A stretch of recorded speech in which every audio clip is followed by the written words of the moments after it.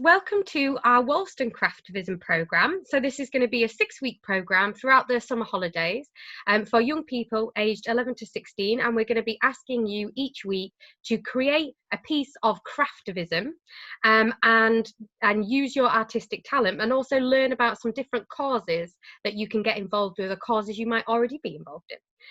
This whole programme is inspired by Mary Wollstonecraft, who's one of the people who used to attend the meeting house and is one of our famous faces in Newington Green. And today I'm introducing you to Bee Rowlatt.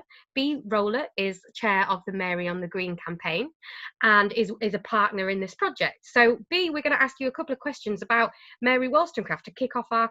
That's great. Hi, Amy. Hi.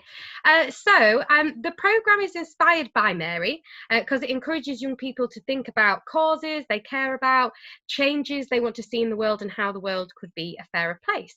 So can you tell us a little bit more about Mary and some of the causes she cared about? Yes, absolutely. And I think this is such a great idea because she was one of the sort of most early activists, if you like. She was from a very young age, she was a campaigner. She just didn't know it yet. So even when she was a kid and she was forced to sit in silence whilst her brother got an education, she began to build up her ideas around justice and what was unfair and why it was unfair. And this set her on her course for life. So the causes that she fought for were equality between boys and girls, were that girls should get an education too, were that women should get a voice, that women and men were equal in their capacity to reason, in their deservingness of an education. And she fought that with everything that she did throughout her career. Thanks, Bea. And so I'd like to ask you next is where your story with Mary started. What was it that first inspired you to learn more about Mary Wollstonecraft?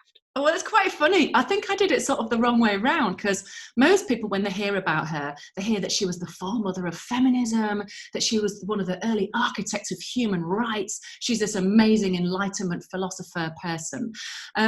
But I heard about her through studying literature, and I just heard this story of this amazing woman who wrote a travel book, and she travelled in 1795, right? And she went out on a voyage on the sea with her little baby, and it transpired that this was kind of a treasure hunt. She was on a mission looking for missing silver, and I remember thinking, what? A woman and a baby, 1795, on a treasure hunt on the ocean. It was just too bonkers. And it was after that, so that sort of fascinated me. And it was after that I started to find out more and more about these incredible things that she'd achieved with her mind. And I was just hooked. That's great. And so why is it that you think that it's important that young people, not just young people, because lots of people don't know that much about Mary Wollstonecraft, do they? Why is it important that people today know about Mary Wollstonecraft? Well, 2 reasons, really. One is that, if she can do it, anybody can, because she had a really not very good start in life. Loads of things were set against her, and she was a single working mum. She came from a pretty terrible family, domestic violence and alcoholism. She suffered from depression, and yet the things that she achieved are just monumental and still resonate today. It matters. The fact that we can vote, the fact that, that people have a voice, and, that we can talk about human rights, that we can talk about women's rights, thanks in large part to Mary Wollstonecraft, despite the fact that a lot of people haven't heard of her. That's one reason. And the other reason is, it's important to realise where these ideas came from, and it's important to stick up for them, because you can't guarantee it. You cannot guarantee human rights, just as you can't guarantee, reproductive rights, women's rights, all of these things that you may take for granted and think that, oh, well, that's fine, I don't need to worry about that.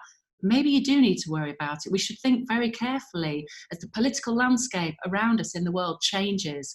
We're going through huge and very turbulent times, and it's really worth thinking about what things we've inherited from our political hinterland that we want to defend. And thank you so much, Bea, for answering our questions there. So each week we're going to be learning about a different activist, and some of them might be causes that Mary Wollstonecraft too was involved in. Some of them might be separate things. I'm sure if Mary was around today, she would have campaigned for them too as well, though. Yeah.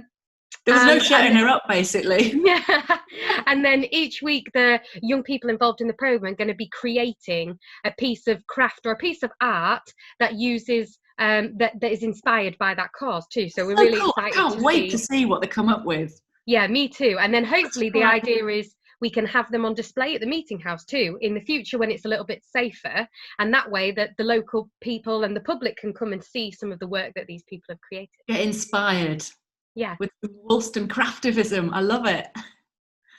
great. I think that's it, Bee. That's wonderful. Okay. Well, lovely talking to you. Thanks.